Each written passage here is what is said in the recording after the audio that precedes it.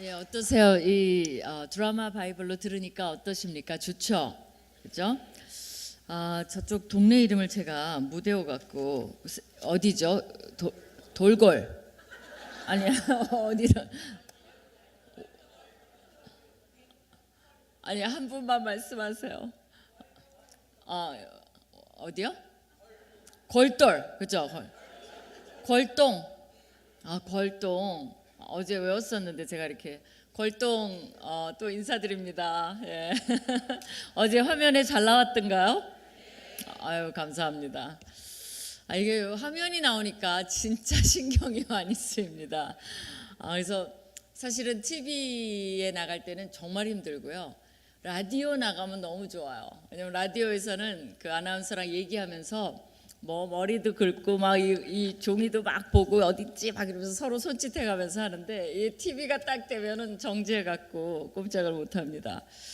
근데 오늘은 좀 남자분들도 많이 오신 것 같아요. 첫날 둘째 날에 비해서. 뭐 무슨 날입니까? 아니면 여자분들이 막 끌고 오신 거 아니에요? 갑시다 막 이러고 끌고 오신 것 같아요. 모르겠어요 이유는. 그렇지만 좀 더 많이 오신 것 같아서 어쨌든 환영합니다. 예. 자 이제 어제 연이어서 이제 오늘 하게 되는데, 오늘은 이제 며느리들의 복수 날이죠, 그렇죠? 어제는 시어머니 얘기를 했고요. 오늘은 며느리 얘기를 좀 해보겠습니다. 근데 이제 제가 아는 그 읽은 책 중에 우마드라는 책이 있어요. 그 책은 뭐냐면 어떻게 하면 그 몽고의 징기스칸이라는 사람이 그렇게 막 유목민이고 야만족 같이 된 그런 막 허허벌판에서 세계 곳곳을 정복하고 나선 그 비결이 뭐냐라는 거를 좀 연구한 책이에요. 근데 이제 조사를 해본 결과 이 유목민은 독특한 게요. 남자와 여자의 역할이 아주 fully 정말 다 사용되는 게 유목민이에요. 왜 그러냐면 남자가 뭐 짐승을 잡으러 가거나 이제 동물들을 이끌고 가버리면 남은 게 누굽니까? 여자죠. 여자가 다 지켜야 돼요. 지키고 살림하고 기다리고. 그러니까 그 여자의 저력이 없으면 유목민 생활은 힘들다는 거예요.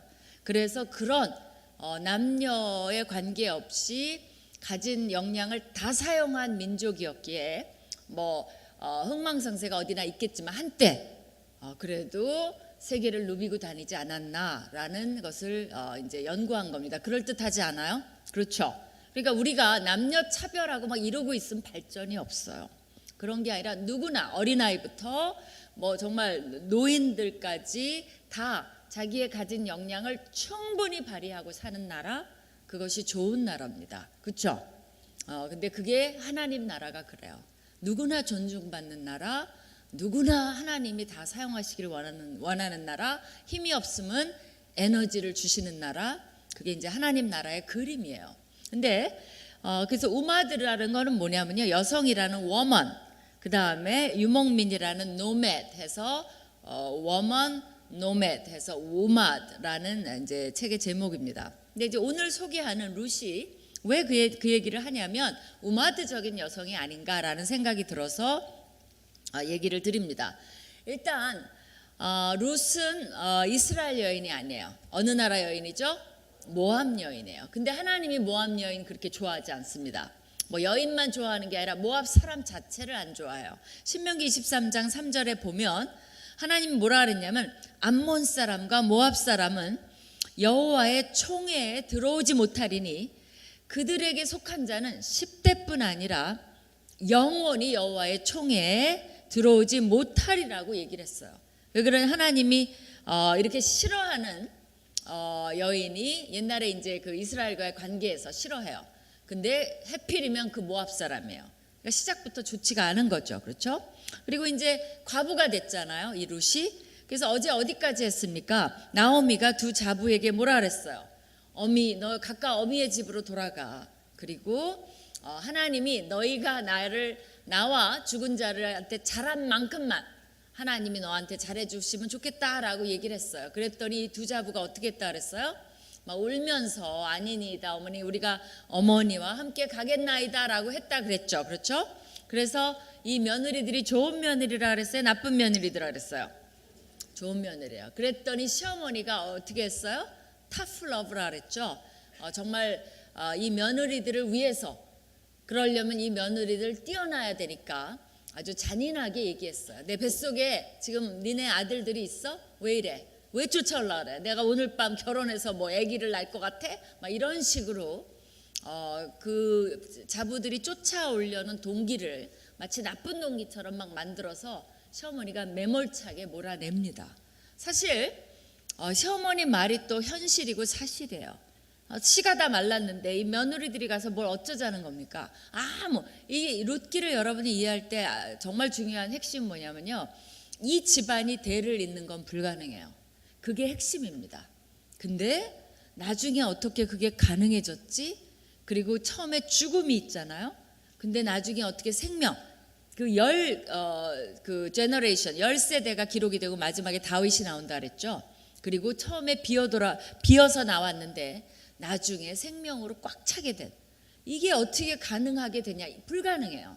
근데 가능하게 돼요. 이제 그 얘기를 엮는 것이 룻입니다. 어쨌든 시어머니는 아무것도 몰라요. 그러면서 돌아가라 얘기를 합니다. 그랬더니 그 시점에 와서 그들이 소리 높여 다시 울더니 오르바는 그 시모에게 입맞추고 이렇게 돼 있어요. 자, 오르바는 이 시점에서 돌아갑니다. 오르바가 좋은 며느리예요, 나쁜 며느리예요? 헷갈리죠? 그렇죠? 좋은 며느리예요. 우리 좋은 며느리라고 어저께부터 계속 제가 그걸 물어본 이유가 있어요.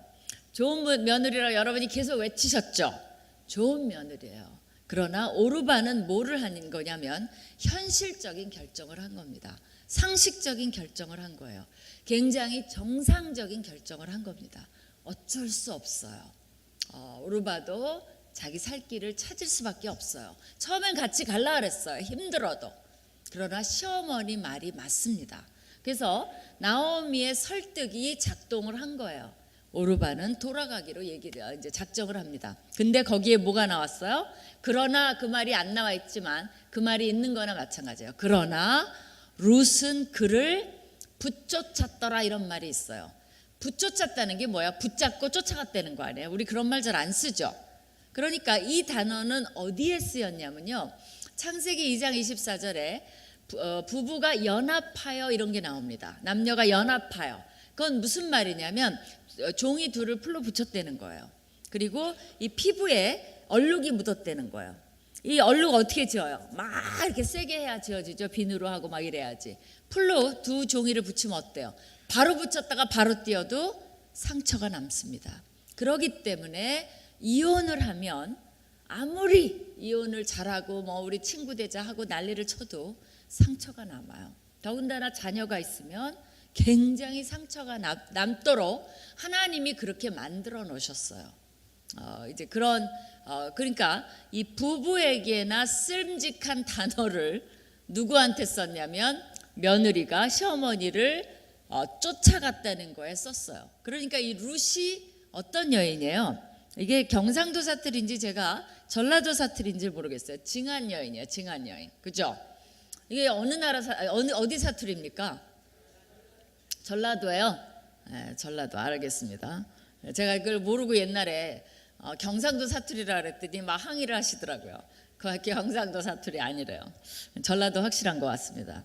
그래서 룻이 오히려 비정상이에요. 그래서 어떤 학자는 이렇게 썼습니다. 룻은 모험적인 믿음의 본이다. 그녀는 상식적인 것을 포기하고 미지의 영역으로 들어간다. 그녀의 동기가 무엇이든 그것이 동정심이든 애정이든 충성심이든 자신의 이상 추구이든 관계없이 그녀는 자신의 운명을 희생하며 나이 많고 희망 없는 시모에게 달라붙는다. 오르바의 행동은 우리에게 상식적으로 이해되나 룻의 행동은 경이롭다. 우리 젊은 사람도 있으니까 경이롭다가 영어로 뭔지 알아요?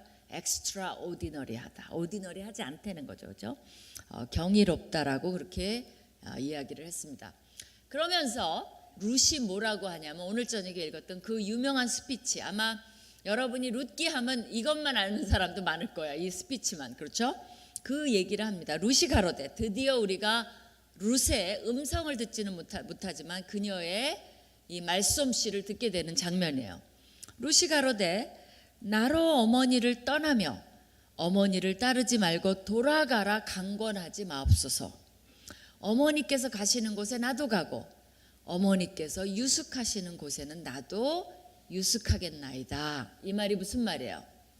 가는 곳에 가고 유숙하는 곳에 유숙하고, 이 말은요, 이거를 뭐라 그러냐면 토탈리티를 나타낸다 그래요. 그게 무슨 말이냐면 총체적인 얘기예요. 그러니까 어떤 사람이 이렇게 말해요. 나 너 사랑해 남자애가, 나 너 머리 꼭대기부터 발끝까지 사랑해 그랬더니 그 말은 무슨 말이에요? 다 사랑한다는 말이죠. 총체적인 걸 나타내는 거죠. 근데 이 여자애가 못 알아들어. 그래서 싫어 싫어, 왜 중간은 안 사랑해 이러잖아요. 그러면 그 여자애랑 빨리 헤어지세요. 되게 사오정 같은 여자예요. 그래도 좋으면 각오하고 결혼하시면 돼요.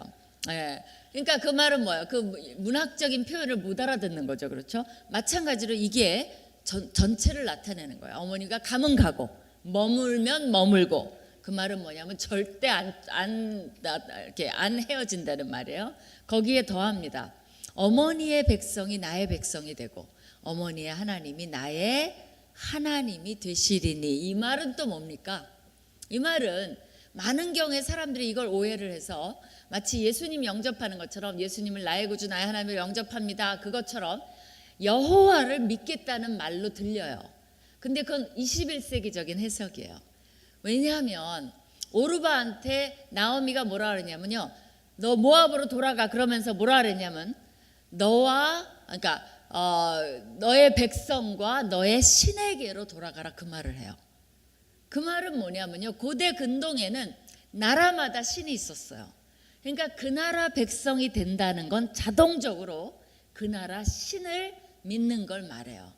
그래서 그게 그런 표현이에요. 너의 백성 너의 신에게로 돌아가. 그 말은 뭐냐면 모압으로 돌아가, 그 말이에요. 그 동일한 표현을 루스한테 적용해 보면 뭐예요? 어머니의 백성이, 이게 여호와가 먼저면 여호와 얘기를 먼저 합니다. 저 여호와 믿을래요 이렇게 얘기해요. 그게 아니에요. 어머니의 백성이 나의 백성이 되고 어머니의 하나님이 나의 하나님이 되시리다. 이 말은 뭐예요? 어머니한테 헌신하는 표현이에요. 내가 이스라엘 백성이 되겠습니다. 내 시민권을 버리겠습니다 라는 표현이에요. 그렇게 이해하시면 돼요. 섭섭하죠, 그죠? 근데 나중에 보면 룻이 잘 되니까 걱정하지 마세요. 어머니께서 죽으시는 곳에서 나도 죽어 거기서 장사될 것이라. 증한 여인 맞죠?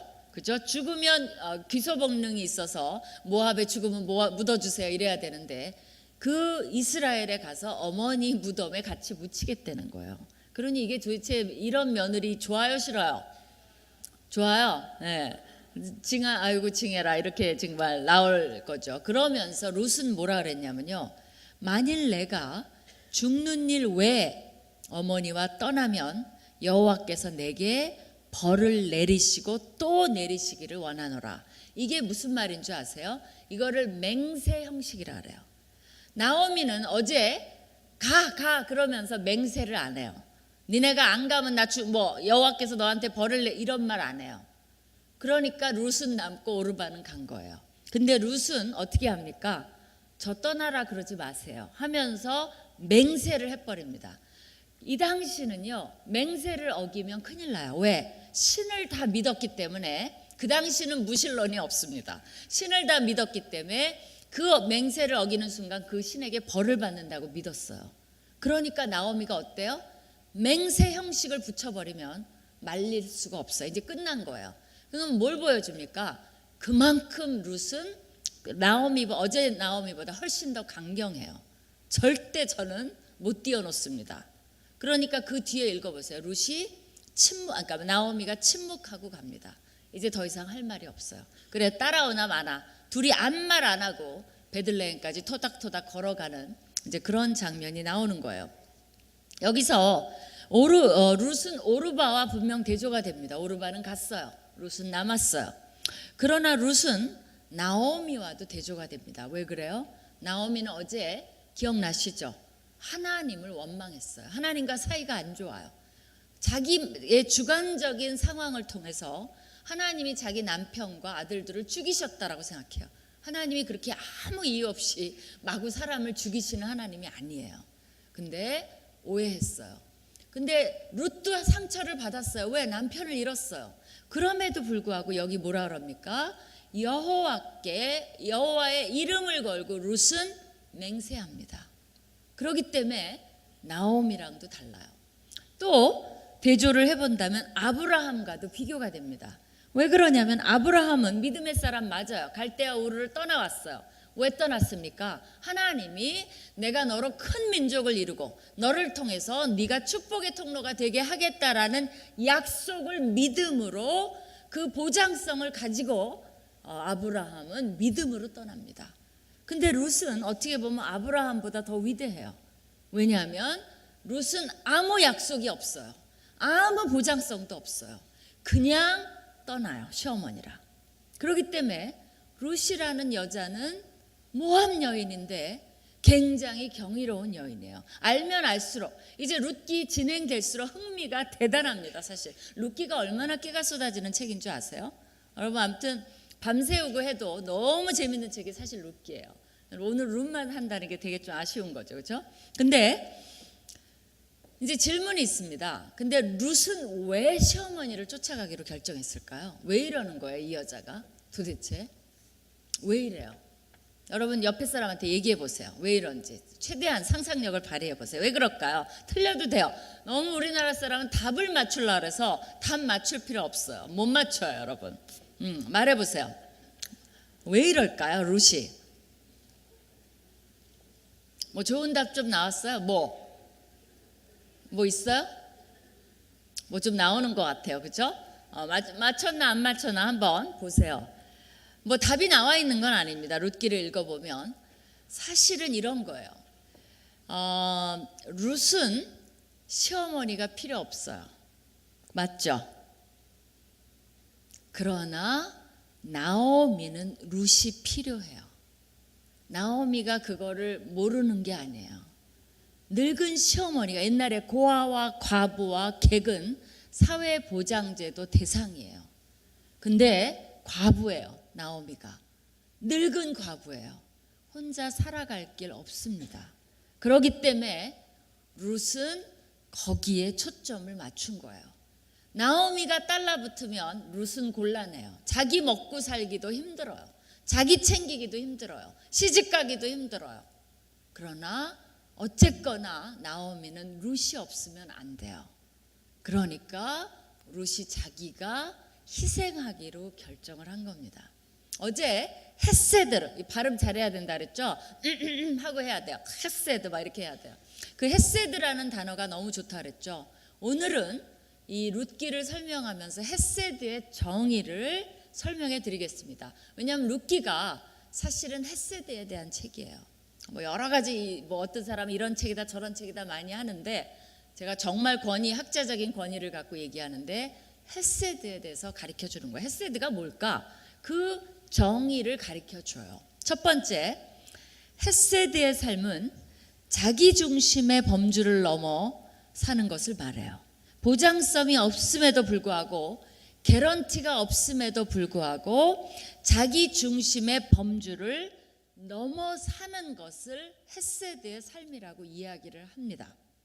여러분이 옆에 사람 마주보고요. 진짜 때리면 안 돼요. 근데 오른뺨을 때리려고 흉내를 내보세요. 서로 오른뺨 때리려고 해보세요. 어떻게 해야 돼요?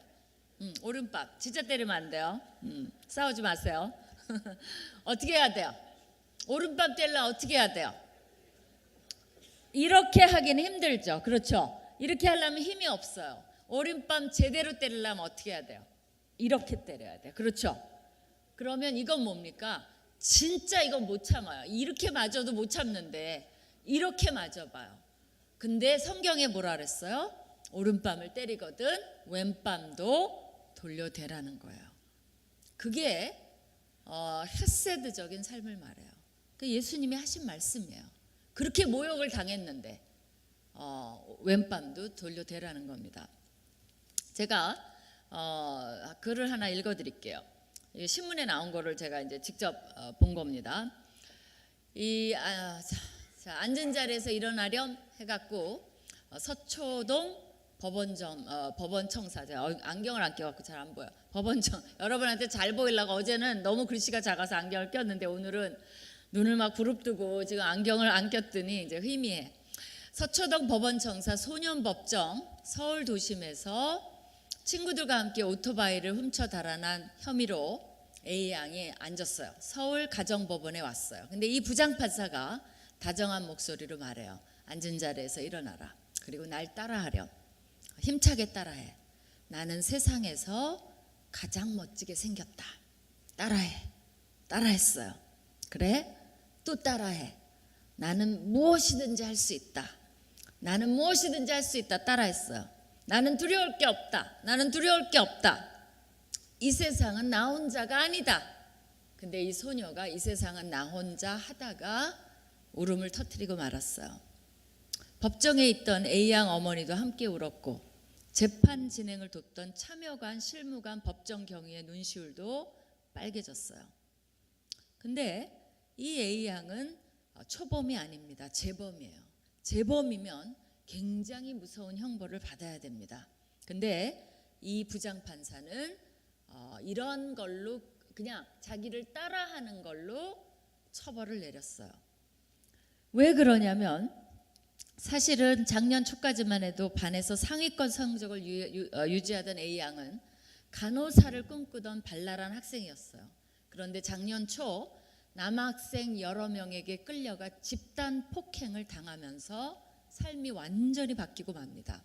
A양은 당시 후유증으로 병원 치료를 받았고 충격을 받은 어머니는 신체 일부가 마비되기까지 했습니다. 죄책감에 시달리던 A양은 학교에서 겉돌았고 비행 청소년과 어울리면서 범행을 저지르기 시작한 겁니다.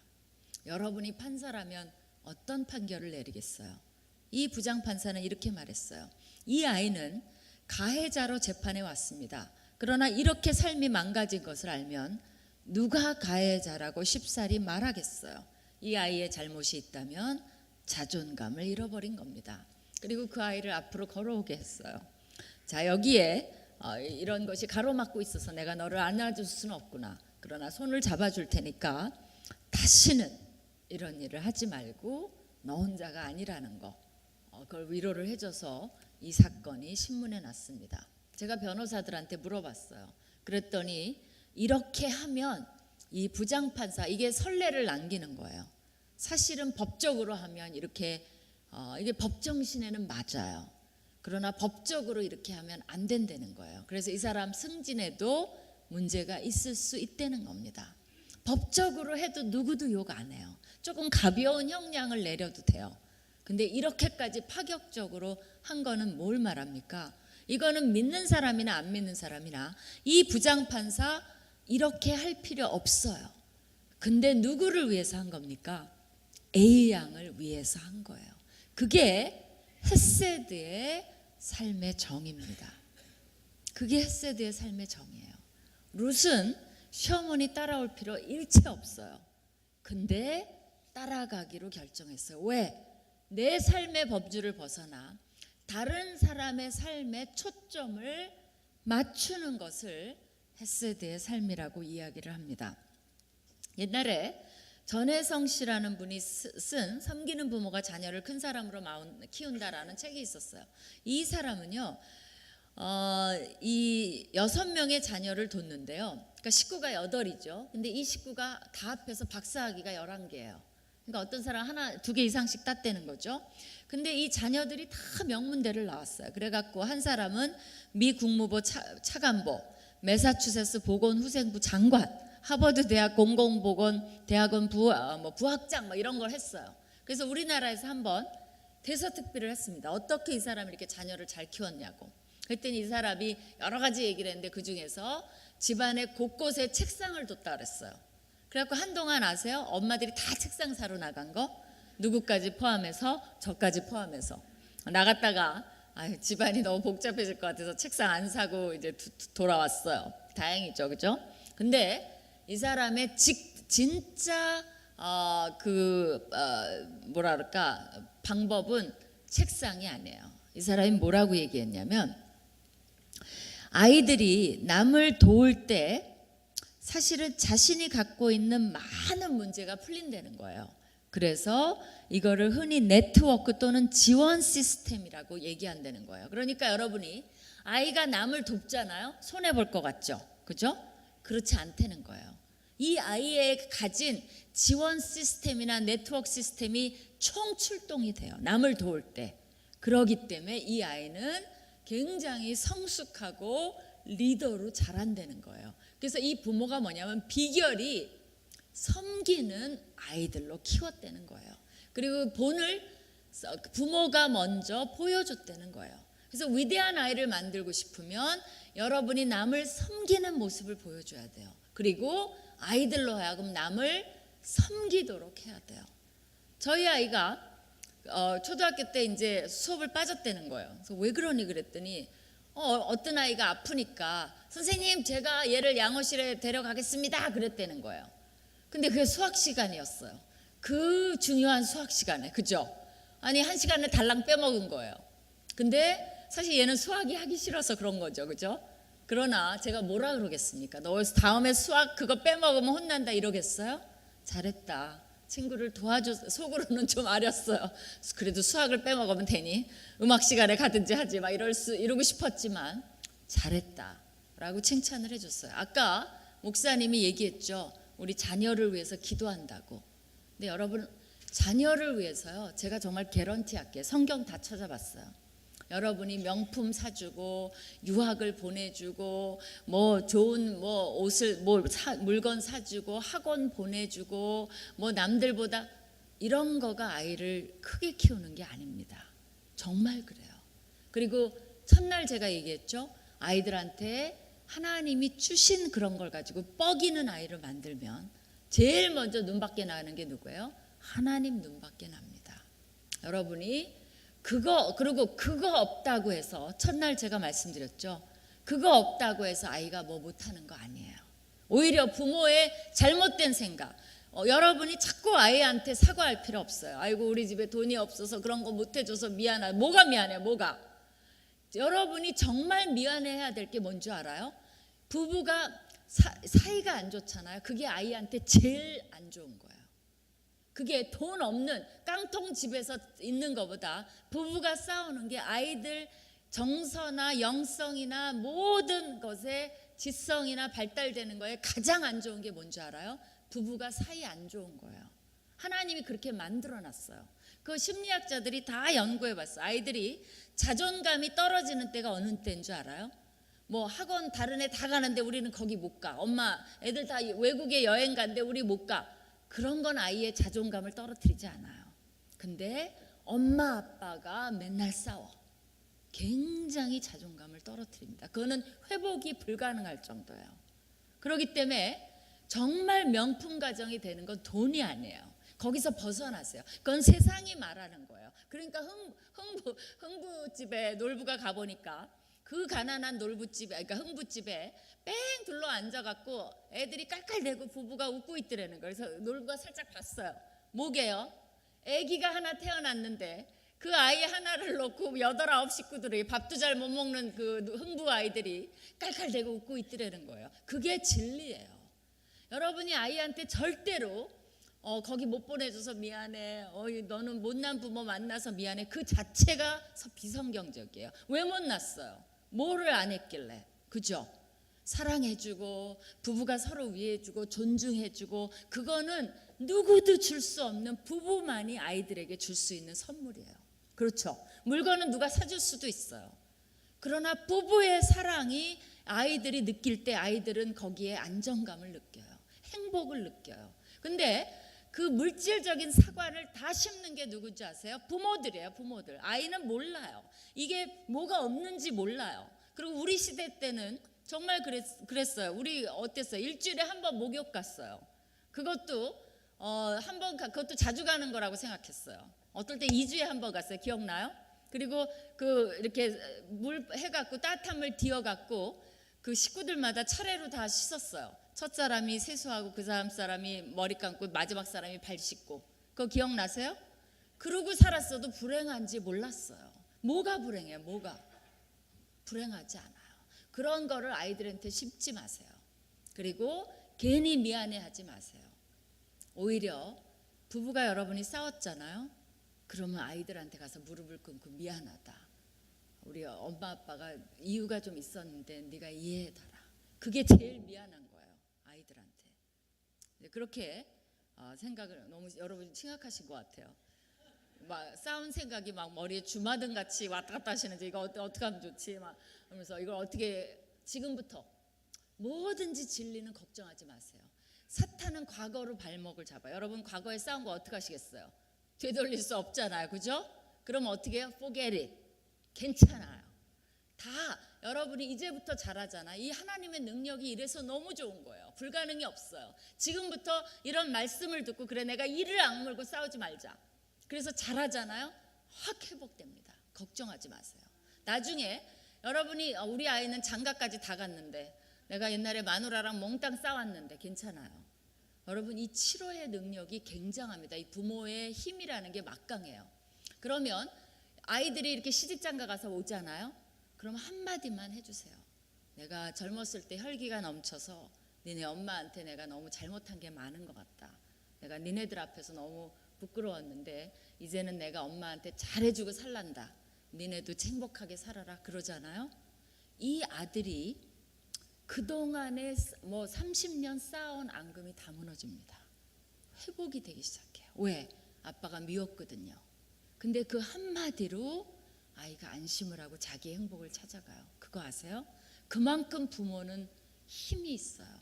그렇기 때문에 여러분이 이 순간부터 하시면 돼요. 오늘부터 집에 돌아가면서 싸우지 마세요. 그리고 이제부터 화목하시면 돼요. 그게 가장 줄 수 있는 선물이에요. 나중에 제가 부부 그런 세미나도 한번 기회 있으면 해드릴게요. 정말 멋지게 하나님이 그렇게 만들어놨습니다. 또 하나 얘기 또 해드릴게요. 그 이제 무라카비 가주오라는 사람이 유전공학자인데 성공하는 DNA, 실패하는 DNA 이런 책을 썼어요. 근데 그 책에 보면 이 사람이 이제 유전공학자이기 때문에 뭐 DNA 이런 거 연구를 많이 하는데 일반 우리들도 과학을 몰라도 알아들을 수 있도록 아주 쉽게 썼어요. 근데 이 사람이 연구를 해보니까요, 참 재밌어요, 이 사람. 우리한테 조물주가 100개 정도의 예를 들면 그런 뭐 DNA 성공하는 DNA가 있고 실패하는 DNA가 있대요. 성공하는 DNA를 줬다고 합시다. 그러면 천재가 그 중에서 몇 개를 쓰게요? 몇 개? 알아맞혀 보세요. 이게 주입식 교육의 문제예요. 답을 모르면 답을 안 해. 미국 애들은요 아무 말이 나요. 아무 말이. 그래서 또 더 웃긴 게 뭔지 아세요? 제가 유학 시절에 보면 그냥 아무 말이나 한다고 한국 사람, 그게 미국 문화인데 한국 사람끼리 모여서 그 미국 애들을 또 막 욕해요. 걔네들 왜 저렇게 아무 말이나 하는 거니? 막 이러면서 아무 말이나 해보세요. 몇 개? 20개? 10개예요. 10개. 그러니까 제가 그걸 보면서 깜짝 놀랐잖아요. 아니 그걸 보니까 능력 주시는 자 안에서 우리가 모든 거를 할 수 있다는 말을 믿게 됐어요. 그죠? 천재가 하나님이 주신 거에 10분의 1도 못 써요. 그러면 여기 천재 빼고요. 우리 같이 평범한 사람은 몇 개를 쓰게요? 몇 개? 예? 3개나 4개뿐이 안 써요. 놀랍죠? 그래서 이 책은 뭐에 대한 거냐면요. 어떻게 하면 한 개라도 성공하는 DNA를 여냐는 거예요. 그걸 열면 우리가 천재에 가깝게 가는 거예요. 그 비결을 쓴 거예요. 굉장히 궁금하죠? 읽어보세요. 근데 그 중에 하나만 소개할게요. 뭐라고 이 사람이 얘기하냐면 이타적인 삶을 살면 이 성공하는 유전자 DNA가 열린대요. 이게 참 하나님의 놀라운 이 섭리예요. 뭐라 그랬어요? 제자들이 막 싸웠어. 네가 높냐 내가 높냐. 천국에 가면 우리가 우의정 좌의정. 예수님 뭐라 그랬어요? 이 형편없는 것들. 섬기는 자가 돼야지 높은 자가 된다. 그죠? 제일 마지막이 돼야지 제일 큰 자가 된다라고 얘기했어요. 여러분이 바로 유전공학자가 발견한 게 뭔지 알아요? 남을 위해서 사는 사람, 남을 섬기는 사람은 좋은 유전자가 열린다는 거예요. 그렇기 때문에 여러분 하나님 말씀대로 아이들을 키우면 돼요. 세상이 하는 말 하나도 믿지 마세요. 우리 아이들이 와 있잖아요. 세상이 하는 말 듣지 마세요. 어떻게 보면 부모님이 하는 말도 듣지 마세요. 왜냐하면 부모님이 세속적인 얘기를 너무 많이 하면 걸러야 돼요. 좀 걸러야 돼. 그리고 우리가 정말 성경적인 얘기를 하면 아이들은 다 성공합니다. 그리고 행복하고 영향력 있고 남을 돕는 훌륭한 아이를 키울 수 있어요. 룻이 바로 헷세드의 삶은 뭐예요? 자기를 생각하면 오르바처럼 가야 돼요. 정상적이에요. 나쁘지 않아요. 오르바도. 그러나 룻은 헷세드적인 삶을, 그러니까 헷세드가 아니면 이기적이다 그거 아니에요. 대부분은 정상적으로 살아요. 근데 룻기에서는 하나님이 헷세드적인 삶을 살면 어떻게 되나를 보여주시는 거예요. 그러니까 여러분이 그거는 선택이에요.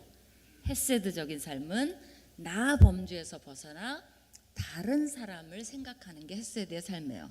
두 번째, 헷세드적인 삶을 산다는 것은 변화를 위해서 앞장서는 것을 말해요. 변화를 위해서. 자, 거기 읽어보면 그 다음날 얘기가 나옵니다. 베들레헴에 이제 룻이 도착을 했어요. 그래갖고 룻은 저녁 내내 뭐 생각했을까요? 아이고, 이 시어머니를 이 낯선 곳에서 내가 어떻게 봉양을 할까? 룻은 미션이 뭐예요? 시어머니 봉양하러 온 거예요. 그죠? 근데 그 당시에 할 수 있는 방법은 딱 하나뿐이 없어요. 뭐 하러 갑니까? 이삭 죽기 하러 가요. 근데 이제 거기에 힌트가 나. 요걸 또 놓치면 다 놓쳐요. 근데 여러분 놓쳤을 거예요 아마. 1장 마지막에 뭐라고 나오냐면 그거를 놓치면 안 돼요. 거기에 저자가 주는 이제 연속극이 끝날 때 잊어버리면 안 되는 게 요건 거예요. 그렇죠? 연속 끝날 때 아쉽죠. 저 어떡하려고 그러지? 근데 끝나. 그렇죠? 뭐냐면 보리추수가 시작할 때라는 거예요. 그거 놓치면 안 돼요. 자, 왜 그런지 제가 설명을 해드릴게요. 이 이삭 죽기는 이론이 이렇습니다. 신명기 24장에 네가 밭에서 이제 그 밭주인들한테 하나님 명령하는 거예요. 너희가 밭에서 곡식을 벨 때 그 한 뭇을 밭에 잃어버렸거든. 다시 가서 가져오지 말고 객과 고아와 과부를 위하여 버려두라. 그러면 네 하나님 여호와께서 너한테 복을 내리시리라. 네가 감람나무를 떤 후에, 감람나무는 뭐냐면 올리브나무예요. 올리브나무를 떤 후에 가지를 다시 살피지 말고 남은 것은 객과 고아와 과부를 위하여 버려두라는 거예요. 네가 포도원에 포도를 딴 후에 남은 것을 따지 말고 객과 고아와 과부를 위하여 버려두라는 거예요. 이게 하나님의 사회복지 방법입니다. 뭐예요? 추수를 한번 하면 한 번 했더니 뭐야? 떨어진 것도 많고 아직 나무에 이게 안 벤 것도 있고 다 있잖아요. 포도도 줄줄이. 그러면 다시 한번 가서 싹쓸이 하지 말라는 거예요. 한 번만 추수하고 나머지는 객과 고아와 과부를 위해서 남겨두라는 거예요. 자, 문제가 뭐예요? 이 보리추수 시작할 때예요. 여러분이 공사장에 갔더니 공사가 한참 진행 중이에요. 근데 거기 있는 벽돌을 막 주워와. 그럼 어떻게 돼요? 도둑놈이 되는 거예요. 도둑놈. 그죠? 언제 주워와야 되는 거예요? 그 벽돌 하나 쓰고 싶어. 그 이렇게 저기 동치미 꽉 눌러놓게. 그러면 그거 쓰고 싶어요. 그러면 언제 가져가야 돼요? 공사가 다 끝나고. 그죠? 철수를 다 했어. 그리고 벽돌이 돌아다녀. 그러면 그거는 주워와도 되는 거예요. 자, 이삭 죽기는 언제 하는 거냐면요. 추수가 끝나야 돼요. 추수가 끝나서 사람들이 철수한 후에 남은 것을 이삭 줍는 사람들이 와서 추석할 수 있는 게 이삭 죽기의 원리입니다. 그러니까 이 추수 시작 때쯤 되면은 사실은 우리 옛날에 보릿고개처럼 이 이삭 줍는 사람도 이제 배가 고픈 거죠. 이 추수만 끝나라라고 기다리고 있는 거죠. 근데 룻이 마침 도착했을 때는 언제예요? 추수 시작이에요. 그러니까 이삭 못 주어요. 굶어야 돼요. 근데 당장 음식이 필요해요. 다른 사람은 아마 좀 모아둔 게 있겠죠. 룻은 아무것도 없어요. 지금 왔기 때문에. 그러니까 그 다음 날 룻은 어떻게 하냐면 룻이 할 수 있는 게 뭐가 있겠어요. 결심을 하고 어머님 제가 가서 이삭을 주워오겠습니다 그래요. 근데 시어머니가 말려야 돼요. 얘라 지금 이삭 못 줍는다. 근데 나오미는 정신이 없어요. 왜? 아직도 아이고 내 아들 내 남편 이러고 있기 때문에 아마 머리 질끈 동여매고 있을 거예요. 가라냈다라 끝이에요. 그게 관심도 없어요. 그리고 저기 룻은 쫄래쫄래 갑니다. 마침 간 데가 어디예요? 누구의 밭이에요? 보아스의 밭이에요. 우연일까요? 그들의 만남은 우연이 아니요. 그죠? 우연일까? 우연이 아니죠. 근데 갔어요. 가서 이삭을 죽게 해달라는 거예요. 그랬더니 거기 감독이 뭐라 그래요? 못 죽는다. 당연히 못 죽죠. 말도 안 된다. 그래도 죽게 해주세요. 그래요. 그러니까 그러면 주인이 올 때까지 기다리라 그랬어요. 그래서 룻이 기다리고 있습니다. 사실 이삭 줍지 못해요. 그 해석이 잘못된 거예요. 사실 약간 좀 그게 달라요. 근데 여러분이 읽어보면 그렇잖아요. 그죠? 못 주어요. 그런데 그때 마침 마을에서 누가 오냐면, 옛날에는 이렇게 돼 있어요. 성읍이 있고요. 성읍 안에 집만 있어요. 집만. 그래갖고 다닥다닥 붙어서 다 살아요. 그 다음에 성문을 열잖아요. 그러면 성읍 주위를 밭이 있어요. 그래서 아침에 다 일하러 나와서 밭으로 갔다가 저녁에 다 성 안으로 들어가면 문을 닫아버려요. 그렇게 해서 저한테 보호를 했습니다. 지금 밭에서 일하고 있는데 이제 보아스는 주인이니까 이제 오후쯤, 그러니까 정오쯤 이제 일꾼들 밥 먹을 때쯤 성읍에서 나와서 자기 밭으로 나온 거예요. 그래서 이렇게 보니까 어떤 여인이 서 있는 거예요. 이 여인이 누구냐 그랬어요. 그랬더니 그 나오미를 따라온 룻이래요. 이 시점에서 사실은 이 보아스가 어떻게 합니까? 여러분 아까 읽은 기억으로 하면 여기서 어떻게 해요? 와서 계속 기다리는데 이삭을 죽겠다고 합니다. 그래요. 그러니까 보아스가 어떻게 해요? 죽게 해라 이래요. 여러분이 나중에 2장 읽어보면 굉장히 흥미롭습니다. 그리고 딴 데 가지 말고 우리 소녀들 따라가면서 주어 이렇게 얘기합니다. 왜 그래요? 이렇게 그때는 막 경계선이 있는 게 아니니까 죽다가 딴 밭으로 가면 혼은 나요. 도둑놈으로 되는 거니까. 그러니까 우리 일꾼들 잘 봤다가 우리 일꾼들 뒤에 쫓아가라 이렇게 되는 거예요. 그러니까 바로 그 자리에서 이 사람들 앞에 추수는 하고 이 뒤에 따라가면서 떨어진 거 주스라고 보아스가 허락을 해줍니다. 왜 그런 줄 아세요? 보아스가 한눈에 반했을까요? 속셈이 있어요? 오, 괜찮은데 어떻게 좀 해봐야 되겠다. 나중에 보면 보아스가 나이도 꽤 있어요. 그게 아니에요.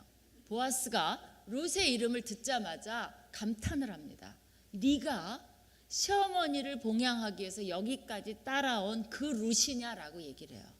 뭐예요? 그 당시도 이런 효부는 없는 거예요. 그래서 소문이 마을에 쫙 났어요.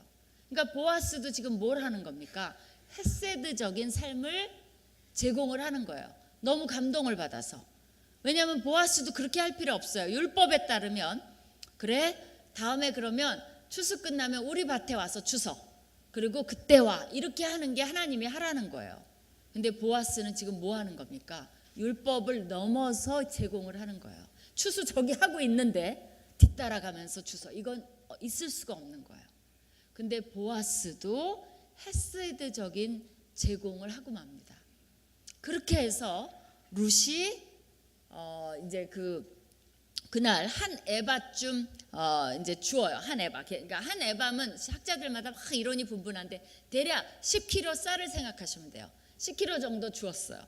근데 생각을 해보세요. 이게 10kg인데 여자 둘이 이 보리추수 밀추수 끝날 때까지 이걸 77절이라 그래서 한 50일 걸려요. 그러면 하루에 10kg를 했으면 50일이면 얼마를 먹습니까? 50일을 주우면. 그러니까 하루 10kg를 줬잖아요. 그러면 여자 노인하고 여자랑 먹고 10일을 먹어요. 그럼 50일을 주우면 어떻게 돼요? 500일을 먹어요. 이게 아무것도 아닌 것 같아도 365일이니까 이 주인들이 조금만 마음을 써주면 이 객과 고아와 과부가 이상만 주어서도 먹고 살아요. 그게 하나님이 하라 그런 거예요. 하나님이 부자 보고 돈 다 나눠주고 가난한 사람 되라 그런 게 아니에요. 조금만 배려를 하면 다 같이 먹고 살 수 있다라고 얘기를 합니다. 이게 하나님의 원리예요. 여러분이 일터에서도요, 모르겠어요. 여러분이 어떤 위치에 있는지 몰라도 항상 남을 조금만 배려를 해주셔야 돼요. 그게 헤세드적인 삶이에요. 우리 알바가 제대로 돈을 받고 있는지, 여러분이 혹시 전세니 월세니 이런 것도 있다면요, 크리스찬들은 한번 살펴봐줘야 돼요. 내가 전세를 올리면, 월세를 올리면 나는 그래도 먹고 사는데 이 사람들이 나 앉아. 우린 대부분 관심이 없죠. 하나님 뭐라 그래요? 관심을 가지라고 얘기합니다. 올려주면 이 사람이 길거리로 나왔나? 그러면 동결해 주는 것도 그렇게 할 필요 없어요. 물론 그러나 조금 올려서 내가 배부른 것보다는 동결해줘서 그 사람들이 길거리에 나앉게 안 하면 하나님이 뭐 하시는 줄 아세요? 개런티 했어요. 내가 너희를 반드시 축복하겠다고 약속해 주셨어요. 그게 자녀를 축복하는 길이에요. 엄마가 그런 걸로 잘해요. 부모가 그런 걸로 하나님 뜻대로 해요. 그 축복이 아이들한테 가는 겁니다. 그래서 여러분이 일터에서도 직원들이 우리 일터에 왔기 때문에 잘 살고 있는지, 배부른지, 또 같이 일하는 동료도 괜찮은지 다 조금씩 살펴봐 주는 거. 누가 파출부 아줌마가 왔다 그럼 잘해주는 거. 또 여러분이 파출부를 갈 수도 있죠. 그 가정에 그 사람이 보든 안 보든 열심히 하나님 앞에서 일하는 거, 이런 것들을 하나님이 다 일일이 보고 계신다는 거예요. 그런 것들이 굉장히 귀한 삶이라는 것을 우리가 기억을 하셔야 돼요. 그래서 정말 보아스 덕분에 룻이 이제 하나를 안게 됩니다. 그래서 헤세드의 삶은 뭐냐면 변화를 위해서 앞장서는 거예요. 아까 부부 얘기했죠. 그러면 누가 앞장서야 돼요? 아유, 당신 잘 들었지? 당신 때문에 다 그렇게 된 거야. 이거는 헤세드의 삶이 아니에요. 그죠? 그러면 남편이 뭐라 그래요? 왜 또 나 탓이야? 당신 때문이지. 이건 둘 다 헤세드가 아니에요. 헤세드의 삶은 뭐예요? 변화를 위해서 내가 앞장서는 거예요. 내가 변해야 되겠구나. 여보, 내가 변할게요. 내가 생각해 보니까 당신한테 바가지를 박박 긁어갖고 얼마나 속상했겠어요. 내가 잘못이에요. 그죠? 그러면 남편은 뭐라 그래요? 내가 당신한테 얼마나 속을 썩였으면 그렇게 곱던 당신이 나한테 바가지를 박박 긁을까? 미안하오. 이러면 어떻게 돼요? 행복이 넘치는 거죠. 그죠? 갑자기. 그런 게 헤세드적인 삶이라는 겁니다. 이제 제가 그 얘기 했나요? 여러분 자녀들이 싫어하는 게 누구냐면 엄친아예요. 엄친아. 뭐예요? 엄마 친구 아들. 그놈의 엄마 친구 아들은 왜 그렇게 완벽해? 그죠? 공부도 잘해. 또 뭐죠? 성적도 쑥쑥 올라. 엄마한테 효도해. 누군지도 몰라. 근데 비교당하는 거죠. 그러면 제가 뭐라 그랬어요? 아이를 전투적인 인생으로 만들어요. 그러니까 제가 우리 아이한테 시험을 해봤어요. 한 번은 비교하고 한 번은 안 해봤어요. 비교를 정말 우리 아이지만 미안하지만 해봤어요. 그랬더니 우리 아이가 그걸 하는 순간 애 얼굴 표정이 확 변해요. 정말 뭐가 막 올라와요. 막 그런 도끼가 올라오는 걸 제가 느꼈어요. 비교가 이렇게 무섭구나를 제가 우리 아이를 희생해 가면서 여러분한테 말해주기 위해서 이렇게 실험을 해봤습니다. 여러분도 한번 해보세요. 달라요. 그렇기 때문에 엄친아 얘기하면 안 됩니다. 남편들이 미워하는 게 누구예요? 아친남이에요. 아내 친구 남편. 그놈의 아내 친구 남편은 왜 그렇게 완벽해? 그죠? 차도 바꿔, 집도 사, 승진도 해, 아내 결혼기념일 챙겨줘. 그놈의 아내 친구 남편 때문에 남편들이 되게 화가 나요. 그래서 절대로 비교하면 안 된다는 겁니다. 세 번째, 헤세드의 삶은 남을 변화시키는 영향력이 있어요. 우리가 오르바처럼 살면 남을 변화시키지 못해요. 그냥 자기가 나쁘지 않게 그래도 좋은 사람으로는 살아요. 그러나 남을 변화시키지 못하고 남을 감동시키지 못해요. 근데 헤세드의 삶은 남을 변화시켜요. 나중에 어떤 줄 아세요? 이미 보아스한테 영향을 미쳤어요. 3장에 보시면 놀라운 일이 일어납니다. 나오미가 한 에바를 곡식을 들고 온 거 보고 나오미가 입이 열렸어요. 말없이 그래 갔다 와라. 아침에 이러더니 뭐라 그러냐면요. 너를 돌아본 자에게 복이 있기를 원하노라. 그리고 싫어하는 여호와의 이름을 말해요. 여호와의 복이 그에게 있기를 원하노라. 그가 생존한 자와 사망한 자에게 은혜 베푸기를 그치지 아니하였구나라고 하면서 나오미가 난리가 납니다. 생기를 회복해요. 그러면서 3장에 가면 나오미가 드디어 뭐를 하기 시작하냐면 내가 룻을 돌봐줘야 되겠다라고 생각을 해서 이 보아스랑 엮어주려고, 원래는 엮이려고 엮인 게 아니에요. 나오미가 그거를 다 생각해냅니다. 이제는 누구를 변한 거예요? 자기만 생각하던 나오미가 룻을 생각하게 됐어요. 이제 그렇게 돼갖고 되게 이제 복잡한 내용이 펼쳐지는데 나중에는 어떻게 돼요? 결국은 보아스랑 이 룻과 결혼을 해갖고요. 이게 놀라운 게 뭐냐면 두 사람이 결혼한 게 중요한 게 아니에요. 이 사람들의 자녀를 누구의 이름으로 올려주는 줄 알아요? 룻의 죽은 남편의 이름으로 올려줍니다. 그거는 보아스가 할 필요가 없는 거예요. 그거는 계대 결혼만이 가능한 거지 보아스는 친족일 뿐이에요. 친족의 의무에 그런 게 없습니다. 근데 두 사람이 그러기 때문에 기적이 일어난 거예요. 그러니까 나오미가 그런 걸 가능하면 다 데리고 오지 며느리. 불가능해요. 근데 룻과 보아스가 이거는 뭐 사실은 형제끼리도 안 하려 그러는 거예요. 그거 아시잖아요, 그렇죠? 다말은 셋을 막 유다가 안 줄라 그러고 그러잖아요. 근데 이 사람들은 형제도 아니에요. 보아스는 먼 친척이에요. 그것도 이렇게 읽다 보면. 근데 그 이름을 그 룻의 남편의 이름으로 올려줍니다. 그러니까 이 사람들이 헤세드의 대명사가 된 거예요. 그러니까 그거를 아이를요 나오미의 품에 안겨줘요. 나오미가 뭐 난리를 쳤잖아. 1장에 내 아들 내 뭐 이런데 이 손주를 안게 됩니다. 그러니까 그 감격이 말도 못하죠. 그래서 온 동네 사람이 뭐라 그러냐면 네 자부 하나가 7 아들보다 낫다 그래요. 그리고 그 보아스랑 룻 가문에서 누가 나와요? 다윗이 나와요. 다윗한테서 누가 나와요? 메시아가 나와요. 메시아는 전 인류에게 헤세드를 베푸신 분이에요.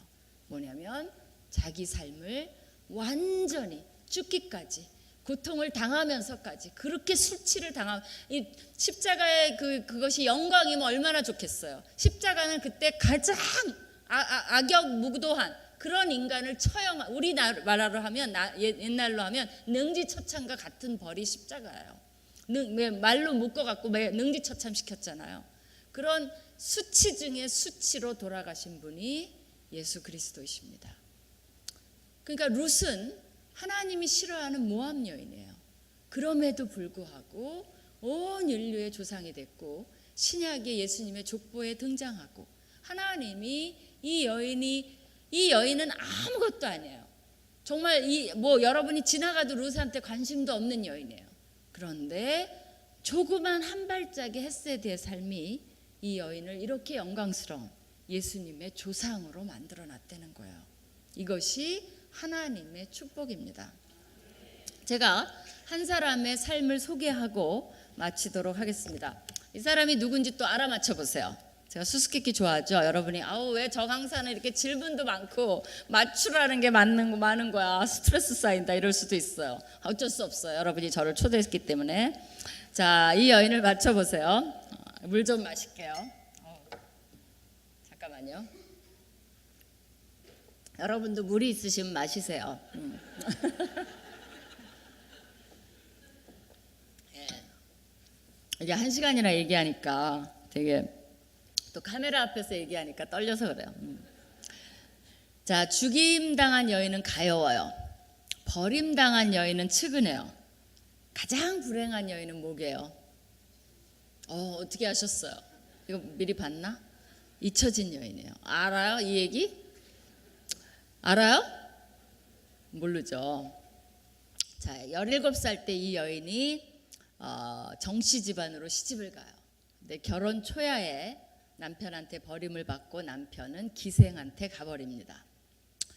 그러면서 20년을 그런 세월을 살아요.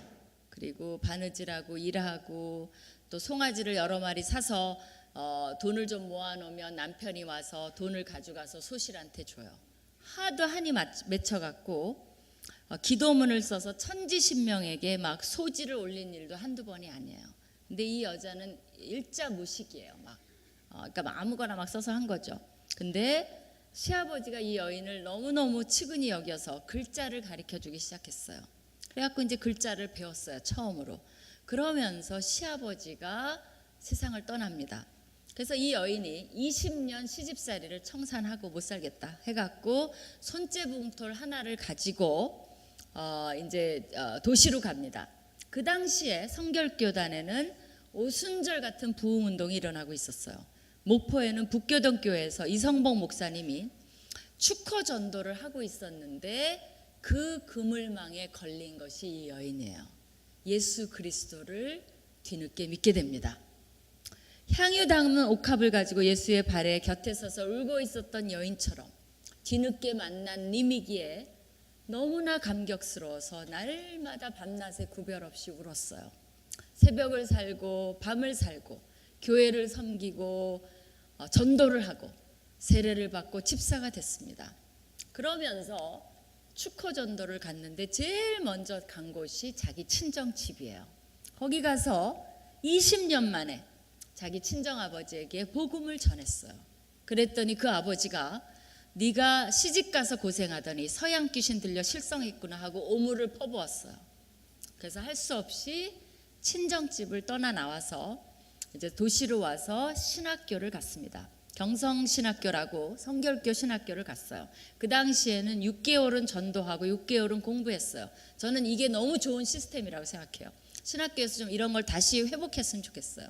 어쨌거나 날마다 마늘 장수, 물 장수, 삭바는지 온갖 일을 하면서 신학교를 하는데 하루는 그 병든 홀어머니 때문에 울고 있는 여학생을 보고 자기 단 하나 재산인 재봉틀을 들고 나가서 팔아서 그 당시가 100원이었어요. 이게 50년대 뭐 그때니까 100원을 마련해 줬어요. 그러니까 이제 한 40년대 그때요. 그래갖고 100원을 그 여학생한테 줘버렸어요. 그런 일을 합니다. 그리고 전도사님이 돼서 그 11개 섬을 이 섬 저 섬으로 이 사람의 고향이 증도예요. 그래서 그 섬들은 완전 샤머니즘입니다. 거의 100%가 샤머니즘이에요. 그런데 11개 섬을 이 섬 저 섬 다니면서 복음을 전했는데 증도의 복음화율이 거의 99%입니다. 그리고 지금 좀 떨어져서 90%예요. 근데 이분 밑에서 이만신 목사님, 이봉선 목사님 외에 10여 명의 목사님들이 나왔고요. 순교 정신을 이어 복음의 씨앗을 뿌린 많은 이판일 장로, 이판성 집사, 이인재 목사님 등 너무나 많은 사람들을 배출했고 교회를 대초리, 방충리, 또 우전리, 병풍리, 진리, 재원 등의 교회를 손수 다 세웠어요. 이렇게 하면서 있는데 이제 공산당이 쳐들어온 겁니다. 이제 6.25 직전에 근데 이제 공산당한테 남편과 소실이 붙잡혀가요. 제가 이 부분이 제일 이해가 안 되고 화가 나는 부분이에요. 뭐냐면 남편과 소실이 붙잡혀 있는 감옥에 매일같이 가서 세탁하고 음식을 제공합니다. 이거 이러면 안 되는 거 아니에요? 다른 건 내가 다 감동을 받았어요. 이 부분에 있어서 정말 화가 막 나요. 근데 대단한 여인이죠. 정말 징한 여인 또 나왔죠. 그렇죠? 그러니까 정말 이해할 수 없는 사랑으로 이들을 돌봅니다. 근데 어느 날 공산당들이 이 여인을 이제 붙잡아 갖고 모래사장으로 끌고 갑니다. 죄목은 뭔 줄 알아요? 새끼 많이 깐 씨암탉이에요. 뭐냐면 전도 많이 했다는 거예요. 그래갖고 모래사장으로 끌고 가면서 찔리고 맞으며 개처럼 이제 끌려갑니다. 그러면서 30년 살았던 백사장에서 죽창으로 찔리고 발길로 채이고 총대로 찍히어 반죽음이 되면서도 저들을 용서하라고 기도하면서 마치 스테반처럼 그렇게 하면서 59세의 나이로 이 전도사님은 생을 마칩니다. 정말 남편한테 소박 맞았던 여인, 무식했던 여인, 뒤늦게 예수 그리스도를 만나서 자기의 가진 이 여인이 자기만 예수님을 믿고 조용히 갔더라면 이런 역사는 일어나지 않았을 거예요. 근데 헷세대의 삶을 살아야지 그것도 아니에요. 너무나 그 은혜가 컸기 때문에 자기의 전심을 다해서 복음을 전한 여인입니다. 이 여인이 누굴까요? 그렇죠. 문중경 전도사님입니다. 저희 아버님하고도 먼 친척이세요. 저희 아버님이 옛날 기억하시더라고요. 노래를 그렇게 잘했대요. 근데 좀 무식하다고 생각을 했대요. 아버님도. 근데 오면 사람들을 긁어 모으느라고 막 노래를 부르면 사람들이 모였대요. 그럼 복음을 전했는데 그 복음 전하는 게 하도 무식하게 느껴져 갖고 무식한 여인이구나 그랬는데 아버님도 그 영향을 받고 가장 이 글은 사실은 저희 아버님이 쓰신 거예요. 가장 존경하는 분으로 문중경 전도사님을 들었습니다. 우리가 사는 방법은 여러 가지예요. 근데 인간은 정말 물질적으로 살다고 행복하지 않습니다. 여러분 자녀들이 돈을 많이 번다고 행복한 게 아니에요. 하나님 뜻대로 살아야 행복해요. 그리고 다른 사람을 섬길 때 행복해요. 행복해질 뿐만 아니라 나도 모르는 사이에 위대한 일을 하게 되고 하나님께 영광을 돌리게 되고 헤세드적인 삶을 살게 되고 그렇게 됐을 때 많은 사람을 변화시키는 영향력이 있습니다. 여러분이 큰 일을 하라는 거 아니에요. 룻이 막 위대한 일을 한 게 아니에요. 잔다르크처럼 뭐 나라를 구하러 간 것도 아니에요. 문중경 전도사님은 그나마 막 교회도 세우고 했지만 룻은 아무것도 한 게 없어요. 뭐를 했죠? 시어머니를 보고 내가 안 쫓아가면 저 여인은 못 살겠구나라는 그거 하나에 이 여인은 그냥 계산도 복잡한 여인이 아니에요. 이삭 주우러 가는 시기도 아닌데 나 이삭 주우러 갔다 올게요 하고서 거기서 죽치고 있었던 그런 정말 초라하고 형편없고 무식한 여인이에요. 근데 한 가지 다른 점이 있었어요. 우리랑 뭐죠? 자기보다는 시어머니를 도와야 되겠다는 그 한 스텝, 그것이 인류를 변화시키는 예수 그리스도의 조상. 그러니까 룻에 보면요 계속 뭐가 따라붙는 줄 알아요? 모압 여인 룻, 모압 여인 룻 그래요. 누가 들으면 뜨끔해요. 이스라엘 백성이 들으면 다 그렇습니다. 왜 저 여인이 이스라엘 여인이 아닐까? 그 텔레비에 막 위대하고 훌륭한 일을 한 일이 나왔어. 근데 그분이 스님이에요. 그 우리가 되게 속상하죠. 왜 그게 기독교인이 아니고 왜 그게 목사님이 아니고 왜 그게 장로님이 아닐까? 요새는 오히려 반대래요. 무슨 나쁜 일이 나오면 장로님들이 그런데 또 장로야 또 장로. 목사님들도 그런데 또 목사야 또 목사. 그 기독교인들도 그런데 또 기독교인이야. 완전히 반대가 됐어요. 똑같아요. 이스라엘 백성도 이 룻기를 철마다 읽어요. 오순절 때 읽습니다. 그 회당에서. 근데 거기에 뭐가 계속 따라붙어요? 모압 여인 룻. 의도적인 거예요. 왜? 바로 모압 여인, 이방 여인이라도 이 여인이 정말 하나님이 원하는 하나님의 백성의 모습이라는 것을 들이밀고 있는 겁니다. 그렇기 때문에 왜 보아스가 주인공이 아니고 왜 나오미가 주인공이 아니고 이방 여인 룻이 주인공인지 여러분이 한번 생각해 보시면 좋을 것 같아요. 구약에 딱 2명만이 여자의 이름이 있습니다. 한 여자는 이스라엘 여인이에요. 누구예요? 에스더예요. 이방 땅에 살아요. 근데 룻은 반대예요. 모압 여인이에요. 이방 여인이에요. 근데 유대 땅에 사는 그런 운명이 바뀐 그런 여인이 됐다는 겁니다. 자, 오늘 저녁에 우리가 함께 결심을 합시다. 하나님이 크게 원하시는 거 아니에요. 여러분이 난 그런 거 못해. 다 할 수 있어요. 그리고 우리가 하고자 하는 의지를 바치는 게 중요해요. 하나님 제가 어리석습니다. 이기적입니다. 여러분 어떤 분들은 되게 이기적이에요. 근데 나빠서가 아니에요. 뭔지 아세요? 대물림이에요. 여러분 부모가 이기적이잖아요. 그럼 몰라요. 이기적으로 키워요. 최순실 씨가 정유라를 그렇게 키워요. 그럼 정유라 씨도 그 아이를 그렇게 키워요. 제가 그랬죠. 첫날 지금 변화돼야 된다고. 그렇기 때문에 어떨 땐 자기가 이기적인지도 몰라요. 한 번도 부모한테서 그런 걸 본 적이 없어. 그러니까 남을 도울 줄을 몰라요. 근데 섬기는 걸 늘 보고 자란 애들은 그게 습관화가 돼 있어요. 자기도 모르게 해요. 그렇기 때문에 여러분이 하나님 제가 정말 이기적인 거를 못 깨달고 있으면 깨닫게 해주세요. 그것도 너무 좋은 출발이에요. 하나님이 기뻐하실까요? 굉장히 기뻐하세요. 내가 가르쳐 줄게. 가르쳐 주세요. 하나님 저를 찔러 쪼개주세요. 왜 이렇게 둔할까요? 하나님 제가 룻기에 정말 10분의 1이라도 담게 해주세요. 발끝만이라도 담게 해주세요. 저를 변화시켜 주세요. 우리 음악 하시는 분 계세요? 오케이. 그럼 같이 우리가